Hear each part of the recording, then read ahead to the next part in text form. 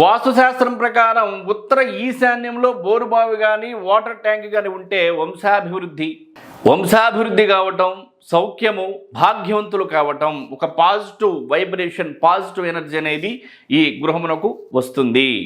అలాగే తూర్పు ఈశాన్యంలో గనక బోరుబావి గనక ఉంటే, లేదు వాటర్ ట్యాంక్ కనుక ఉంటే ఇంటి యజమాని యొక్క కీర్తి ప్రతిష్టలు పెరుగుతాయి. Positive energy, positive vibration. తూర్పు ఈశాన్యంలో కనుక బోరుబావి లేదా వాటర్కి సంబంధించినటువంటి అండర్ గ్రౌండ్ గుంటలు ఉన్నప్పుడు, మరలా బోరుబావి కానీ అండర్ గ్రౌండ్ వాటర్ ట్యాంకులు కానీ ఎటువంటి పరిస్థితుల్లో కూడా ప్రహరీకి కానీ ఇంటికి కానీ ఆనకూడదు. కనీసం అంగుళం లేదా 2 అంగుళాలు లేదా 3 అంగుళాలైనా గ్యాప్ ఉండాలి.